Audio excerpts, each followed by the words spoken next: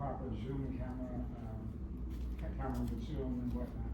Yeah, they can experiment and play with a lot of, with equipment. They have the tripods, like what you see Kris has already, and we even have like all of the film and video cameras, right? Like there's a whole film and video center on North Ave. Yeah, I was gonna say, so film and video is separate from us, and I still don't really know what they're doing. It's been a lot of conversation because we share a building with John Hopkins. Yeah. But they have their own kind of photo cage with their own equipment and lights and tripods and all of that good stuff as well. So I'm not super familiar with their stuff, their equipment there.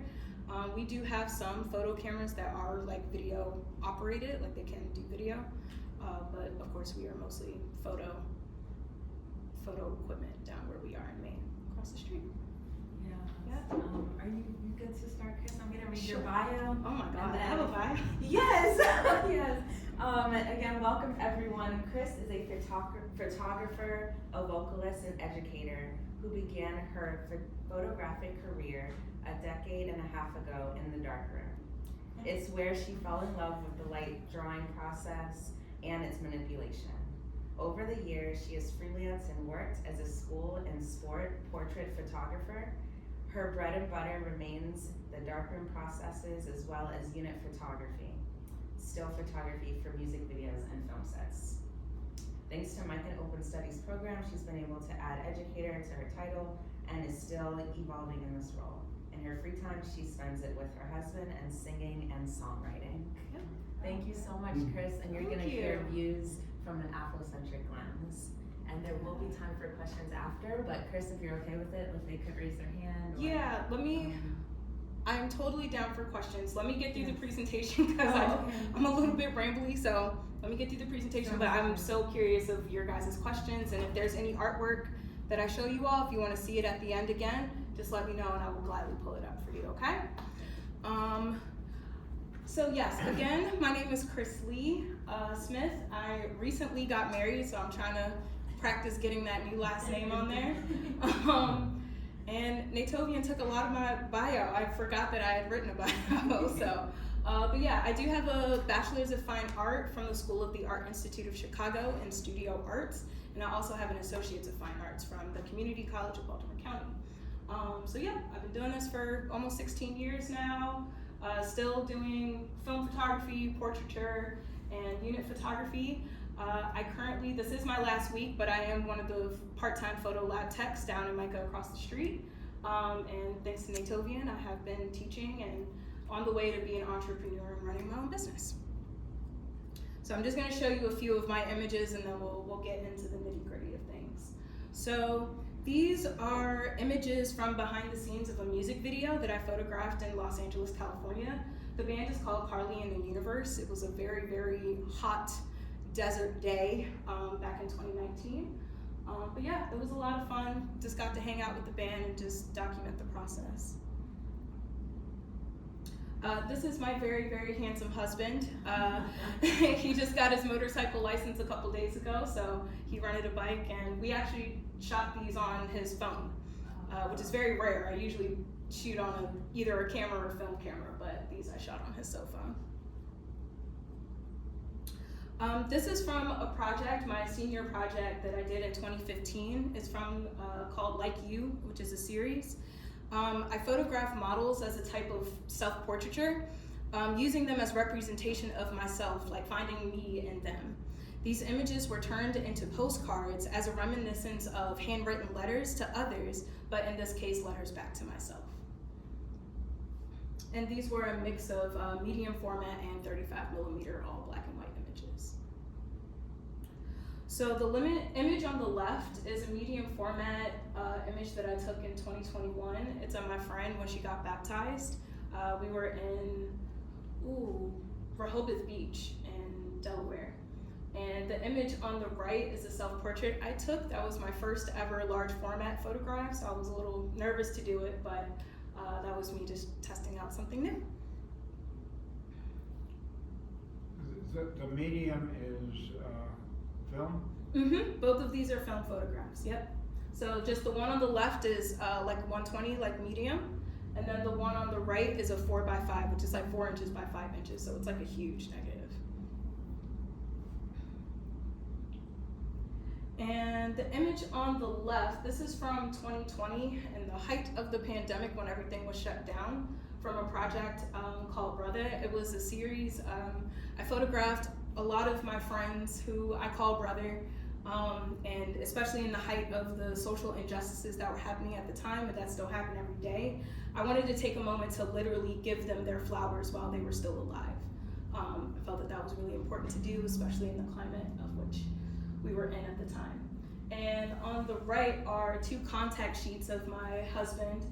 We went into the studio. I've been trying to get him in front of the camera more. So, and I also just needed some practice. So we were just having fun in the studio.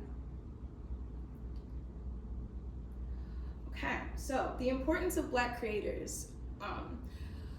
Representation, keeping the history alive, giving Black creators a voice, and also sharing their perspective and their experiences.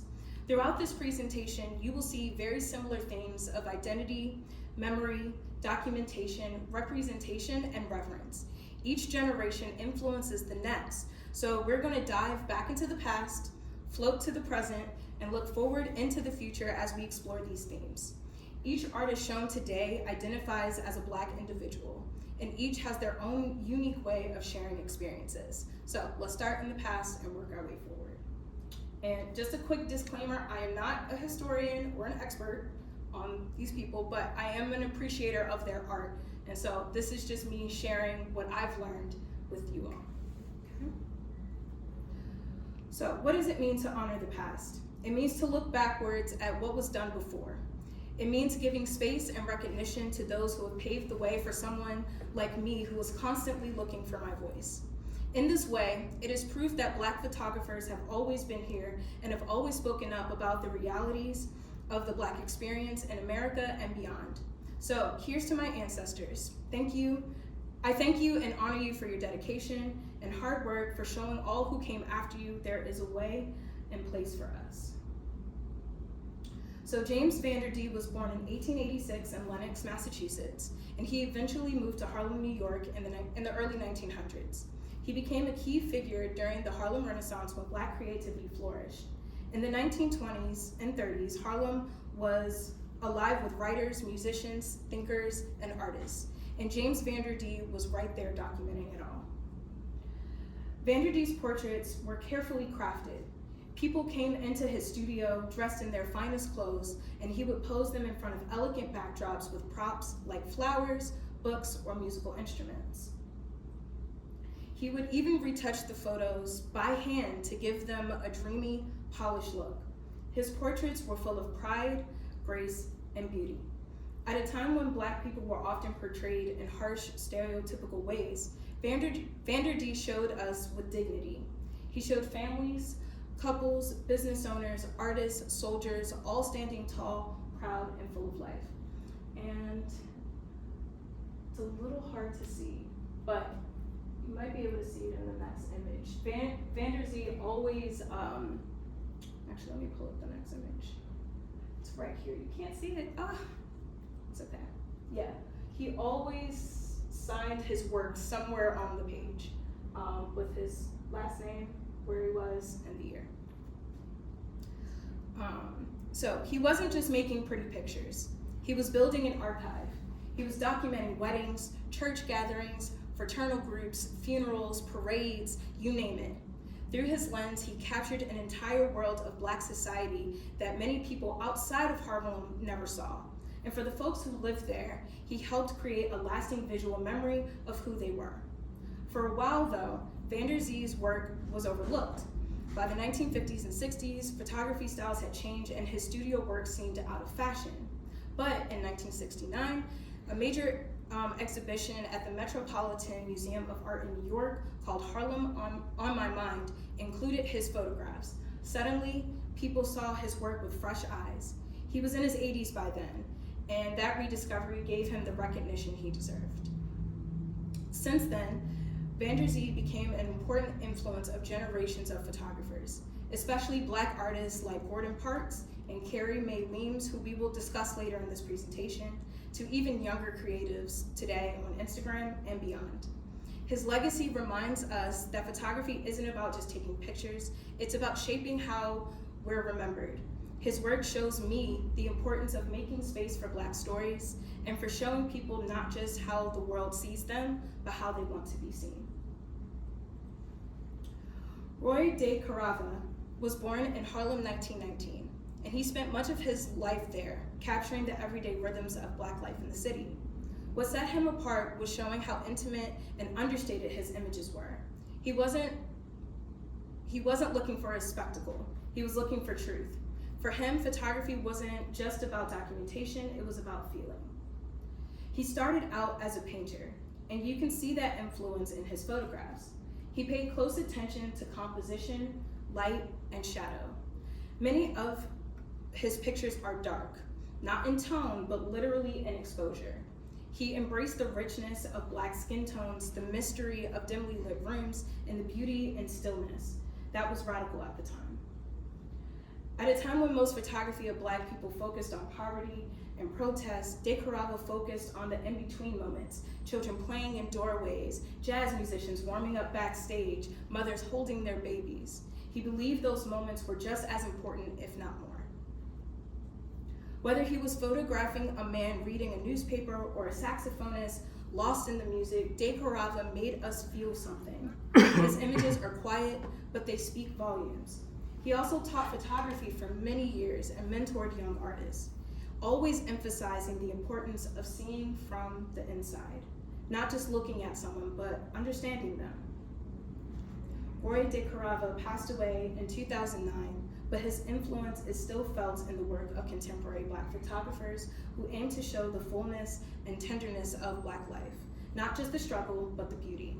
Personally, I think of de Carava's work as a reminder to slow down and look more deeply. There is power in stillness, and there is truth in softness, and there is poetry in the everyday. Gordon Parks was born in 1912 in Fort Scott, Kansas. He grew up during a time of segregation and discrimination. As a young man, he worked various jobs: piano player, busboy, even a semi-pro basketball player. But everything changed when he picked up a camera for the first time at the age of 25. That camera would become his weapon. Not a weapon of violence, but a weapon against racism and poverty. Parks once said, "I saw the camera could be a weapon against poverty, racism, against all sorts of social wrongs." Armed with this truth, his photographs shined a light on the realities of Black life in America, especially the struggles of everyday people who were too often ignored and misunderstood. In the 1940s, he became the first Black photographer to work for the Farm Security Administration, documenting poverty during the Great Depression. Later, he broke barriers again by joining the staff at Life magazine, the first Black photographer to do so. This was a huge deal because Life was one of the most widely read publications in the country. Have you guys seen this photo before? No? Yeah, so yeah. I was about to say, it's always happened now. Was that taken in the Capitol, that shot? I believe so, but don't quote me on that. I just seem to know it from the... Yeah.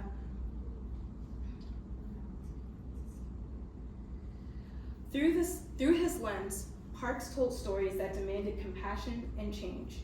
One of his most famous photo essays followed a Harlem gang leader named Red Jackson.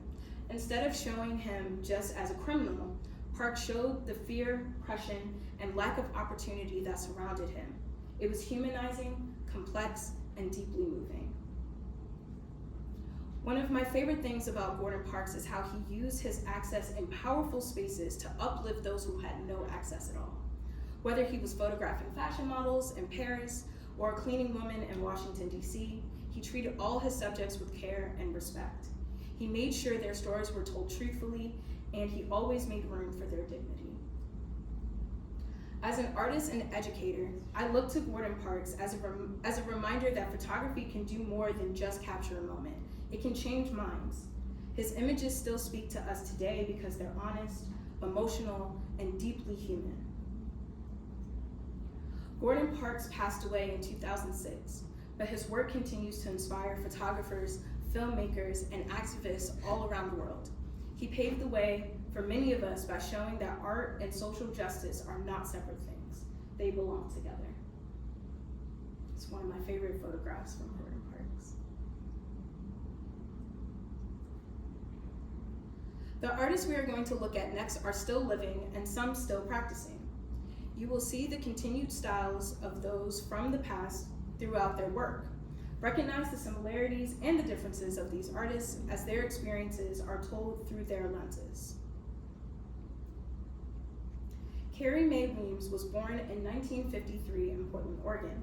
She came to photography not just as a visual artist, but as a narrator and a truth teller. Her work asks big questions. Who gets to be seen? Whose stories get told? How do we carry the weight of history? And how can we rewrite it? Weems' photographs often include text and sometimes her own voice. She works in series building visual stories that center Black life, Black women, and the legacy of racism in America. One of her most famous and moving bodies of work is called the Kitchen Table series. Created in 1990, it's a set of black and white photographs of a Black woman, played by Weems herself, sitting at her kitchen table. Sometimes she's alone, sometimes she's with a man, a child, or a friend. These images are paired with written stories, and together they form a portrait of one woman's life, her love, her disappointments, her strength, her reflection. The kitchen table, a familiar and often overlooked space, becomes a stage for transformation. It's where conversations happen, relationships change, identities are formed. In giving this space attention, Weems tells us Black women's lives are worthy of art, of depth, of complexity. Another major work, From Here I Saw What Happened and I Cried, reclaims historical photographs of enslaved people and represents them in red-tinted frames, overlaid with poetic, painful text. These are difficult images, but Weems asks us to confront them, not to re-traumatize, but to witness, to acknowledge and to give these ancestors the dignity they were denied. What's remarkable about her work is that it's both deeply personal and unapologetically political. She's not afraid to challenge museums, history books, or systems of power. At the same time, her art is filled with tenderness and care. It honors the beauty and endurance of Black people, not just in struggle, but in joy and intimacy and legacy. Carrie Mae Weems is also a performer, speaker, and filmmaker. She uses her voice as much as her camera, and she invites viewers to think critically about what we see, what we're taught, and what's left out, but does it in a way that's poetic and powerful, not preachy. Her art opens a door for dialogue. She's the recipient of many major awards, including the MacArthur Genius Grant, and her work is held in collections around the world. But beyond the accolades, what makes her so important is the way she's created space for herself, for me, other Black women, and for all of us to see differently, speak honestly, and imagine more fully. Personally, I think of Carrie Mae Weems as a compass, someone who keeps pointing us back to what matters: memory, justice, and the power of telling our own stories. Dawood Bey was born in 1953 in Queens, New York. As a teenager, he was surrounded by art and activism during the height of the Civil Rights Movement and the Black Arts Movement. He got into photography after seeing an exhibition of James Vanderdee's work, which we saw before, at the Metropolitan Museum of Art, that show had a profound effect on him. It helped him realize that photography could be used to honor Black life, not just document it. Bey's early work focused on Harlem, much like Vanderzee's, but had a different approach. He photographed people in the streets, everyday folks going about their lives, and even those spontaneous settings, his portraits feel intentional, respectful, and deeply human. He later became known for a project called Class Pictures, where he photographed high school students across the country and paired each portrait with a short story written by the student. The photos are beautiful, but it's the combination of both the image and the voice that really brings them to life. The students talk about their hopes, their struggles, identities, and dreams. It's a reminder that young people have full, rich, interior lives, even when the world doesn't always take them seriously. What's especially powerful about Bey's portraits is that he gives his subjects the space to be themselves. He He doesn't tell them to smile or pose in a certain way. Instead, he lets them be still, be proud, be vulnerable, whatever they need to be. And through that trust, he creates images full of presence and dignity. One of his more recent projects is called the Birmingham Project. In it, he commemorates the 1963 bombing of the 16th Street Baptist Church, which killed 4 young Black girls. They photographed the children the same age as the girls when they died, so the young lady on the right, paired with adults who were the age of the girls had they been alive on the left. The result is deeply emotional. It's a tribute, but also a reflection on time, memory, and possibility. Bay has used large format cameras and long exposures to slow things down and create space for reflection. For both the subject and the viewer, he believes in using photography not just to show people, but to engage with them, to witness them. He's also a beloved teacher and a mentor, inspiring young generations of artists to think about photography as a way to build empathy and community. As someone who also teaches and works with students, I find David Bay's work incredibly moving. He reminds me that the camera is not just a tool for observation, it's a bridge between people. And in the hands of someone who truly listens and sees, it can be a powerful force for connection. Lorna Simpson was born in Crown Heights, New York in 1960. Her early experiences as a young Black woman shaped the questions she would explore throughout her career. She came of age during a time when artists, especially Black women artists, were pushing back against stereotypes and demanding to be seen on their own terms. Simpson's work isn't a traditional portraiture or journalism. Instead, she uses photography in a conceptual way, combining images, text, and sometimes video to make us think more deeply about how Black women are seen and represented. One of her most famous early works is a piece called Guarded Conditions in 1989. It shows 6 identical photographs of a Black woman in white cotton slip facing away from the camera. Underneath the photos are words like sex addicts, skin attacks, and conditioned. The repetition, the anonymity of the figure, and the power of those words work together to make strong statement about how Black women's bodies have been objectified, judged, and misunderstood. What makes Simpson's work so powerful is that it's quiet but confrontational. She's not yelling, but she is demanding that we pay attention. She often photographs the back of women's heads or bodies, denying the viewer the ability to fully consume the subject. In doing that, she turns the gaze around, reminding us that the subject has power even in silence. In later years, Simpson began using vintage photographs. A lot of the time she was buying these images off of eBay, especially old studio portraits of Black women, and reimagining them by painting over them, adding collage or layering text. These works feel like conversations between past and present. She's reclaiming the archive, giving voice to the people in those images who were once posed and preserved without their say.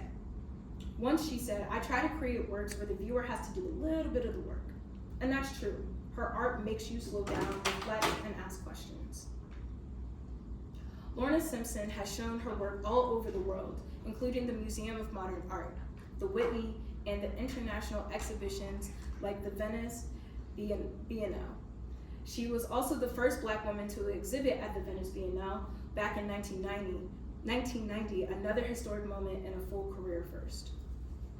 For me, what's most inspiring about Simpson's work is her commitment to reshaping how Black women are seen, not just in art, but in culture. She uses photography as a tool for questioning and transformation. She does it in a way that's both intellectual and emotional. Her work invites us to think about the images we take for granted, the histories we've been taught, and the voices that have been left out. Deanna Lawson was born in 1979 in Rochester, New York, where the same city where Kodak, the photography company, was based.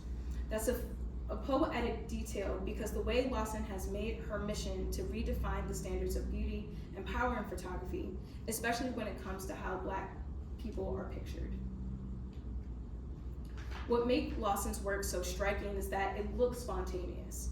It looks like she just walked into someone's home, captured a slice of life, but in fact, her images are staged and carefully constructed. She chooses the lighting, the poses, the setting, even the objects in the background. Every detail has meaning. Her subjects are often shown in domestic spaces like living rooms, bedrooms, kitchens, sometimes sitting or standing in powerful, almost regal poses. There's an energy of stillness, but also strength. She treats her subjects like royalty and treats the Black body with reverence. Deanna Lawson has said that she's interested in portraying what she calls the majesty, the beauty, and the mystery of the Black people. And you really feel that when you look at her work. The people in her photographs, whether they're family, strangers, or models, carry themselves with an almost spiritual presence. One of the things that makes her work unique is how it blurs the line between truth and fiction, documentary and fantasy. She creates scenes that feel real, but they're also heightened, almost cinematic. It's like she's building a new visual language for Black identity, one that doesn't rely on stereotypes or limitations. Lawson's images are often include elements that feel deeply symbolic: mirrors, plastic-covered couches, family photographs, African sculptures, religious icons. She brings together the everyday and sacred and the personal and the political. She also travels widely, taking pictures in Jamaica, Haiti, Ethiopia, Congo, and across the US. Wherever she goes, she's creating a kind of Pan-African visual archive, a collection of images that shows how connected we are and how Blackness contains multitudes. Lawson was the first photographer to ever win the Hugo Boss Prize, a major award given by the Guggenheim Museum. That's a huge recognition, not just for her, but for the kind of photography she represents. Her work challenges what we think about art should look like, who it should represent, and how it should make us feel. What I admire most about Deanna Lawson is her belief that everyday people are worthy of artistic reverence. She doesn't wait for someone to become famous to photograph them. Instead, she sees the divine in people we might otherwise overlook. As a photographer myself, I find that inspiring. She reminds me that the Black experience is not just about survival, it's about splendor, love, history, and imagination. Though my time is limited here today, I still wanted to shout out a few other artists that I did not have time to go over today. So Faith Couch, Shan Wallace, Derek Blinks, Devin Allen, and Shane McCoy are all local Baltimore artists. Either they're from here or they are working artists here, and a couple of them actually went to MICA. I believe Faith Couch did. Yeah. Lastly, we will look at artists who are in the beginning of their photographic careers. They are all current and recent graduate students from MICA. Too often in this institution, the photographers, especially those who are Black, get overlooked for the painters and designers that go here. Though they are wonderful and talented, I always hope that MICA students get treated equitably, not just equally, to ensure that they're all getting their shine and their money's worth from their time being here. With that, I am beyond proud to introduce the work of Elena Lurie, Reginald Ransom III, Matilda Mujinai, and Oriolua Akinyode. My hope is that this is the start of them receiving their flowers as they continue to navigate this world that is not always kind to them. I asked each of them to provide an artist statement along with works that they are proud of. So the words you hear next are directly from them, and I will make some comments about them myself because they're my students and I love them. So first up is Elena Lurie, and this is her project called Colonial Spirits. Her artist statement is very long, so give me a second. Okay. Colonial Spirits addresses the hypersexualization of the Black woman and misogyny through the lens of pageantry as a vessel of exploration. During the 1800s, during slavery, human zoos were common. These zoos were public displays of people in their natural or primitive states, meant to emphasize the supposed inferiority of the exhibited people and present them as savage. One of the most prominent individuals documented in these exhibitions was Sarah Bartman, or Hottentot Venus, an enslaved woman who is known for her curvaceous body. And I don't know if you can see it, but her image is all the way in the top left right there.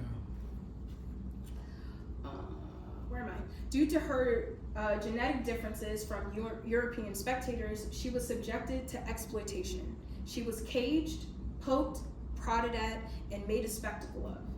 More recently, we see these body standards praised in multiple communities with the rise of plastic surgeries and mentions of Bartman's body type in music.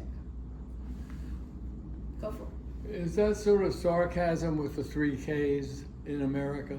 Yes. Okay. I mean, is that a good word, sarcasm? Maybe irony, Okay. but yes, along that line. I mean, she's poking it at people. Absolutely. Yeah. Okay. Absolutely. Thank you. Yeah. Oh, there it is. Reflecting on this history led me to explore pageantry as a modern human zoo. While women in pageants are not subjected to chains or cages, parallels can be drawn from the impacts of misogyny, racism, and imposed Eurocentric beauty standards, as Black women did not hold space in these contests until the late 20th century. Elena aims to navigate these ideals through her work, using pageantry as an overarching theme, drawing inspiration from drag culture, costuming, and artists like Deanna Lawson, who we saw before, Nadia Lee Cohen, and Nikki S. Lee. She channeled this breadth of knowledge and research into creating a character for thematic exploration. The character she embodies, Miss America, is a Black woman dressed in an American flag bikini with a pale white D-cup breastplate. She is voluptuous, Dolly Parton-esque, blonde-haired, wears bold blue eyeshadow, red lipstick, thin blonde eyebrows, a sash, a tiara with a bouquet of roses. She symbolizes the appropriation of the Black body and seeks repossession.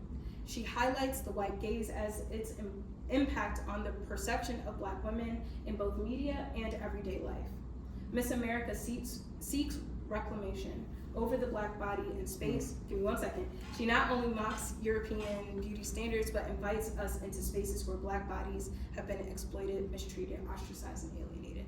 What's your question? Is she getting influence from the drag community? Absolutely. Yep. Yes. Yep. She mentions that in her artist statement. Yep. Okay. So she's pulling on a lot of different people. Any more questions about Elena's work since we kind of sparked some conversation here? So next is Reginald Ransom. I call him Reggie, so if you hear me call Reggie, that's what I'm talking about. So Reginald Ransom III is a Baltimore-based interdisciplinary artist working primarily in photography.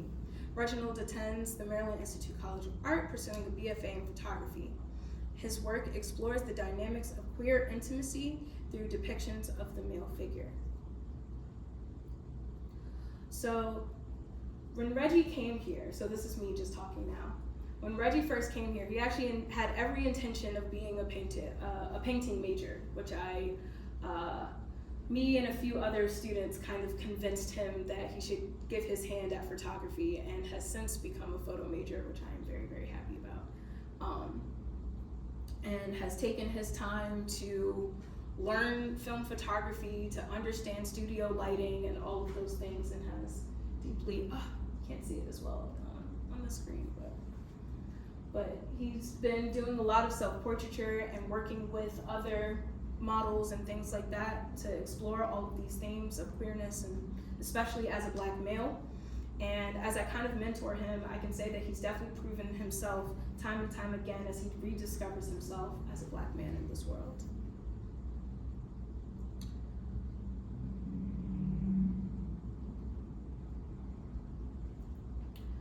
Next, we have Matilda Mujinai, and she is a Congolese-born, photo-based, interdisciplinary artist practicing in Baltimore, Maryland. She seeks herself through memory, family, and her experiences as a first-generation immigrant. Her practice expands beyond the usual photographic form as she exercises various other mediums such as fiber, installation, sculpture, performance, etc. Through personally led narratives, Mujinai creates works that become investigations of Americanisms and the subtle ways they take form within Black lives.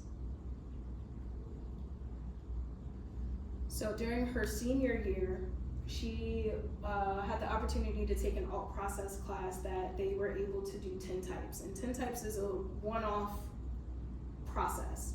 So they literally have to coat the plate, and whatever you get on the plate is what you get. So I think a lot of this work that she was creating at this time has all of these kind of beautiful imperfections on them, but I think all lends to the beauty of the work itself.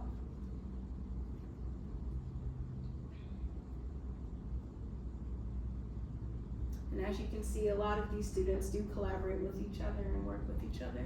Hard to see. Yeah, I know, it's a little hard to see in here. Is there a way to close the Can we windows? close the window? Yeah. I don't know how, but I'm gonna try. Oh yeah, we'll try. We'll come back to the images we can't see very well. See there, I think it might be behind you, Kris, on that left. Cause I know this turns the lights on, but it might be one of these lights. Oh, that sounds like something. Yeah. Oh my gosh. Right. Let's see it, hopefully that holds. It's very rare I get to just push buttons for fun. I know.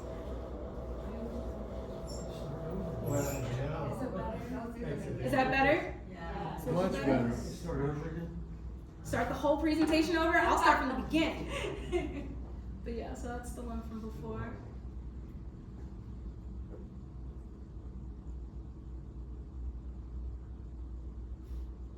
And this image really is that dark. I think the only details you're missing are just some of the hair right in here. But if you want, before you all leave, if you want to see these images a little bit better, I can show you on the computer screen. Okay. And this translates to, does anyone speak French? I figured I'd ask. I'm like, some people speak French. Do you know what that translates to? I have it written down. To my mother who looks at me with flowers in her eyes. Beautiful. Nailed it. Word for word. So Matilda is fluent in French. She was not born here. So English is actually like her third language. I don't even think it's her second language. And she graduated 2024. And the last artist that we're going to look at is Oriolua Akinyode. They actually just graduated this past year in May, so like a month ago. So Oriolua is a griot telling stories through the language of sound, moving, and still images, conjuring tender prayers of urgency that ask one to recall one's history, inherited from the artisans who came before them in their ancestral and photographic image. Oriolua utilizes analog and digital processes to exalt indigenous African spiritual traditions and tell stories drenched in destiny, history, emotion, and passion. Oriolua is a Valerie J. Maynard Legacy intern, a Baltimore Museum of Art intern, a 2025 Resisting Narratives of Erasure Film Fellow, a 2024 Fresh Black Films Audience Award filmmaker, and a 2023 Gotham EDU Film and Media Career Development Fellow. So the project that we are going to look at is selected works from their 2025 thesis, a fragmented whole, demystifying spiritual traditions and highlighting spirit in the everyday gesture. So Oriolua, throughout their time here at MICA, actually spent time going back to Nigeria and getting in touch back with their family and their ancestral roots to create and influence a lot of this work. They also did a semester abroad in London, which I was very, very proud of them for. And I think they learned a lot just about more technical things, but also being able to use those techniques that they were learning in the process of creating this very spiritual work.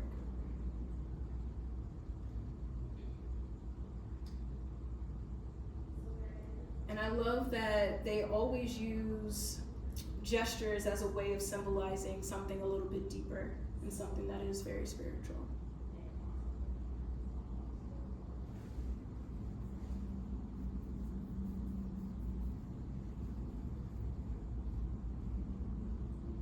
This is the last one, I believe.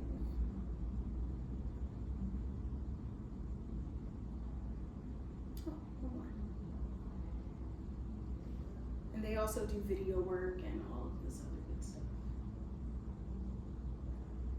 Okay, so Thank you so much for spending this incredibly hot afternoon with me. And I hope this brought about some good memories for you, as well as taught you something new. And my hope for you is that after today, you go back out into the world and take the time to get to know the artists around you, especially Black photographers. They have a lot of stories to share with you, and it's going to take a collective of all of us to ensure that their stories don't get buried. Thank you very much. That's it.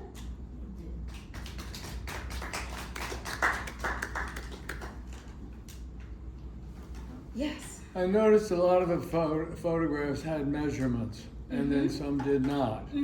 Now, if something's 20 by 20, does that mean the film inside the camera was 20 by 20? What does that mean? Usually then? that means it's the end result is usually 20 by 20. I mean, it could be blown up, right? Correct. So usually when you see measurements on here, let me pull. So usually when you see measurements on here like this is usually what the actual print size is. So it's not necessarily the photograph of the film or the digital image. It's whatever is actually correct. Correct. Okay. Is that a matter of identity? Is that part of the identifying process? Identifying what? Well, identifying what it is, I guess. Oh, sure, yeah. I mean, I think it's usually just information that's included. I'll say it that way. So usually if there's work posted up on the wall, usually there's like a name card with who the artist is, all of that stuff. So depending on if you're a collector or a buyer or a curator or something like that, that kind of information gets really useful for you. So that way you know how much space on the wall that you have to be able to either put up that image or and you see that with oil and with paintings. Exactly. It's a little more, it gives you a feel. Correct. Okay. And especially because these images sometimes they're framed, sometimes they're not. Especially being a student here, nobody has money for frames, so they're just tacking their stuff up on the wall. You know what I mean? So that all can affect the size. It can affect the placing. It can affect how people receive the images and things like that. Yeah, you can just ask Why me is questions. that picture art? Why is this art? That is a fantastic question. Well, I think. Oh, I didn't mean to do that. I mean, that looks just like a family picture, and that's Correct, what it's right? titled. Exactly. But So it doesn't, So this particular image, this particular artist, she specializes in curating these environments that aren't actually real, right? So all of this is staged, so it may look just like a regular photo, right? Yeah, but I don't know if this woman is her I don't know if this is a stranger off the street or a model or a family member, right? So it becomes a whole conversation. The fact that you even asked that is what makes this art. Yes, okay. You got me? Yep. I saw the odd paint job at the top. Yeah, yep. And there's a couple throughout her work that like this one, the one with the drag queen, that one. Yeah. I mean that is, I can It see looks- why that would be art. Sure. But Why would this one be art for you?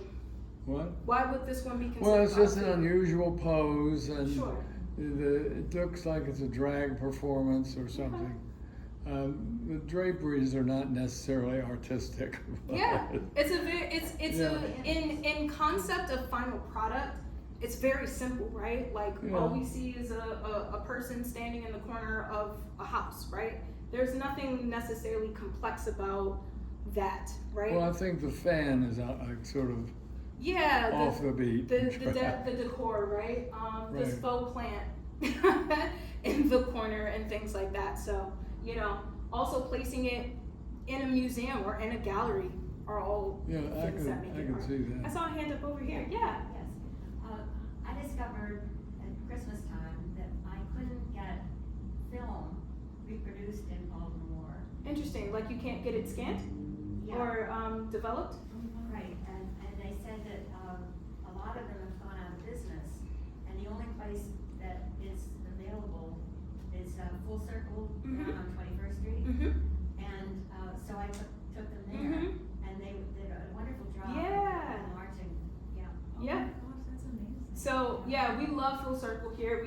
So here on our MICA campus, we only do black and white film. We don't do any color. So if students do, as you can see, students do shoot color.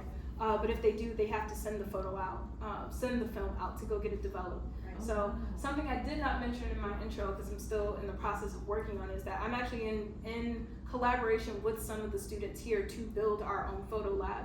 So that way, once they graduate, they still have access, because once you leave school, that's it. You don't have access to the labs. You can't print. You can't whatever. So we're trying to find a way for them to still be able to do that. They can still continue their art practices, and they can still get access to the materials and stuff, because it's very expensive. Yes.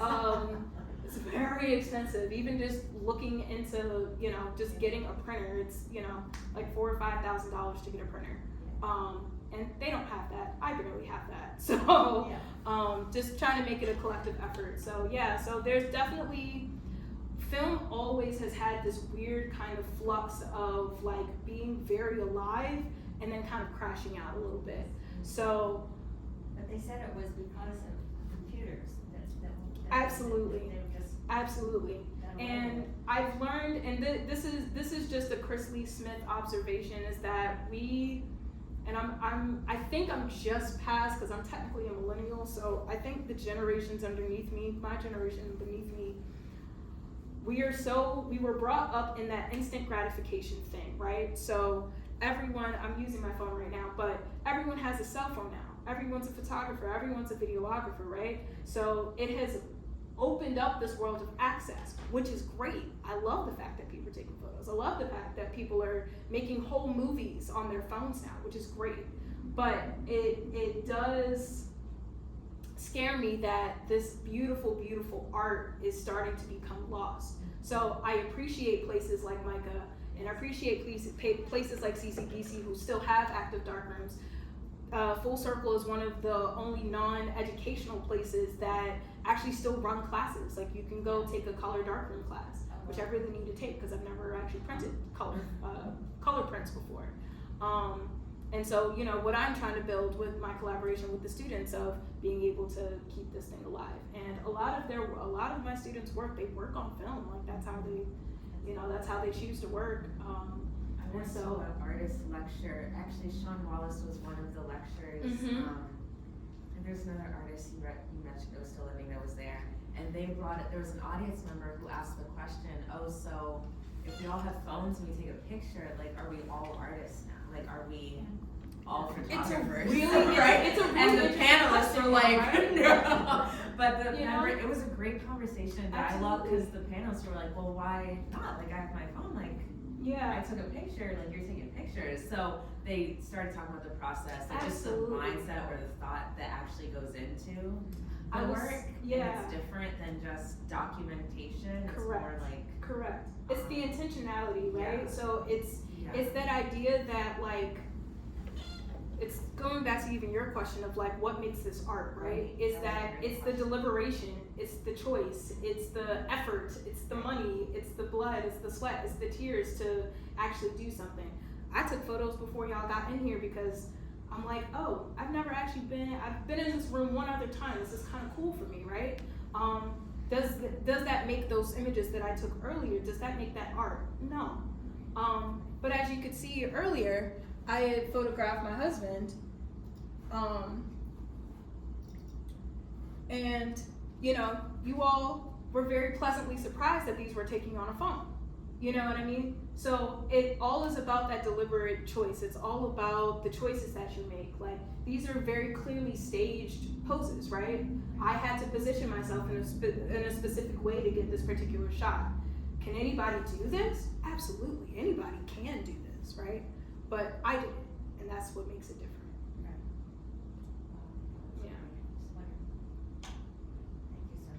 Thank you. Thank you. You guys have any other questions? Is there any other artwork that you want to see?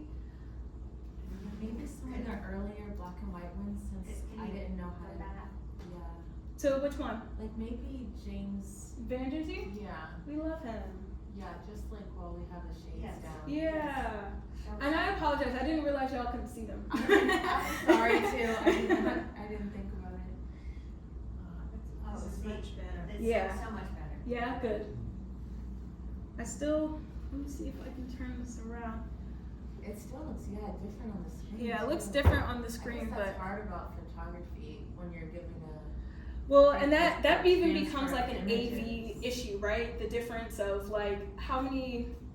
There's this interesting concept when it comes to like digital, like working digitally, of like how many times can you put an image through a process, how much it'll deteriorate, right? So obviously this image was taken on film. This is a scanned print that got uploaded to the internet that I had to download, that is on this screen now and is now being projected. So it's going through so many layers to just exist. So yeah, sometimes you're not gonna get all the details, but yeah. Can we But see some more? absolutely, yeah. I'll just click through.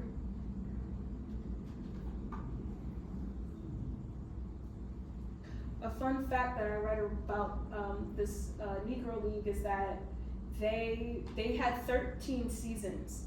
They lost 10 out of their 13 seasons. But the only reason that they're so famous is because of their access to the Yankee Stadium, which I thought was kind of interesting.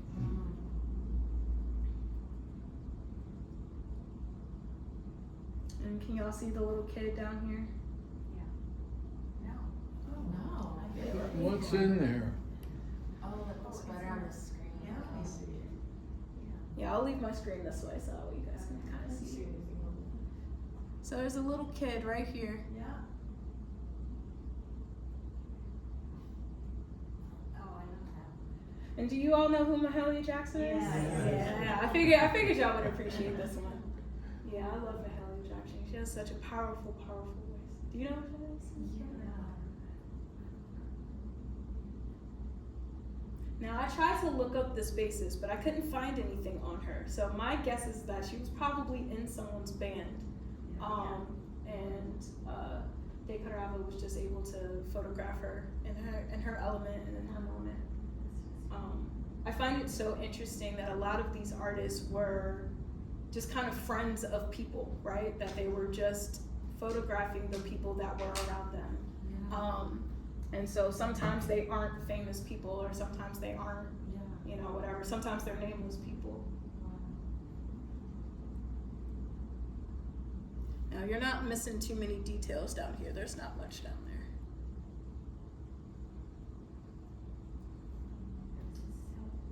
Mm-hmm. Dalwood Bay. No, I love this. You say you want me to go back? Dalwood Bay. Dalwood Bay?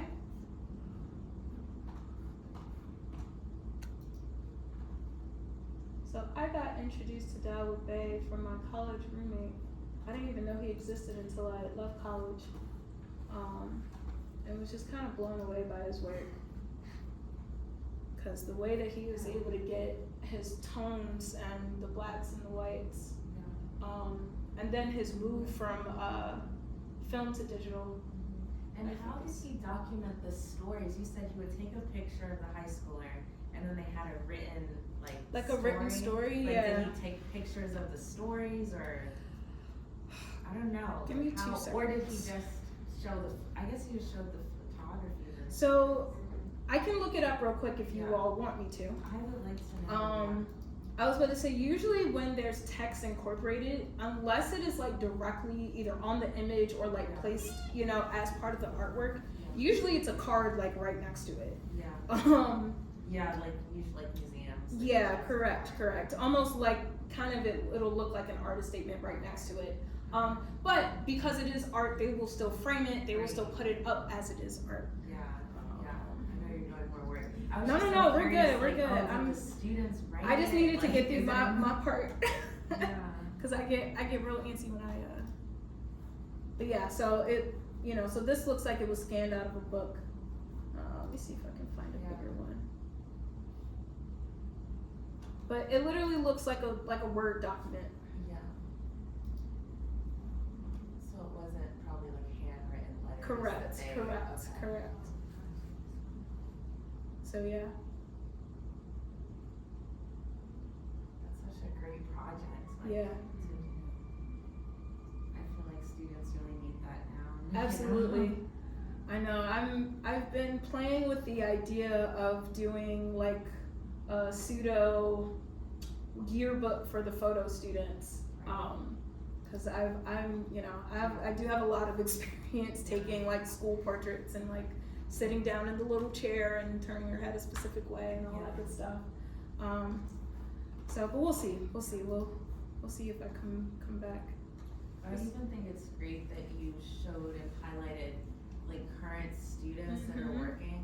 Yeah. Because so often that artists, like you said, they don't get their recognition until after they're done, like they're not living. They've graduated and moved on from this place, they become famous or they die, like, and I don't want that to happen with them. Like they're really special kids and they're really smart and really way more talented than me.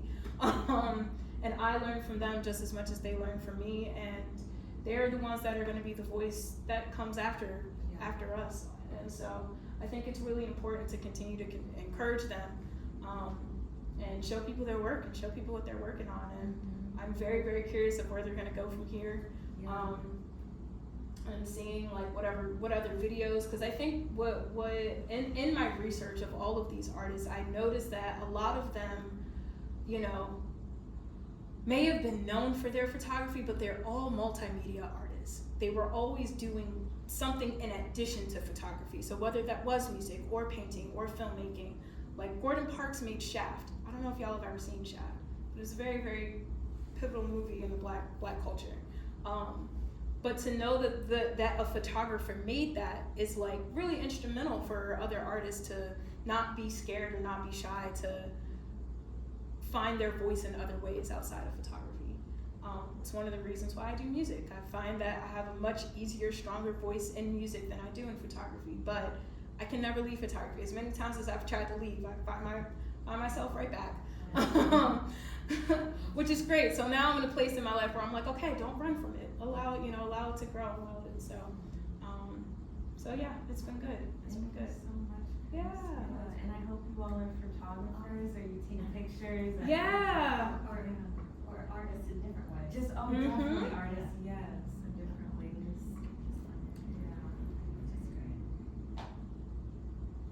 If y'all don't have any other questions, I'm good. Thank you so much, Kris. I hope this did something. Hope this was enjoyable for you all. Oh, yes, it was. Yeah? Yes. Good. Very Thank you. informative. Thank you guys. Thank you guys for so being here. much. Does anyone have to go to the restroom?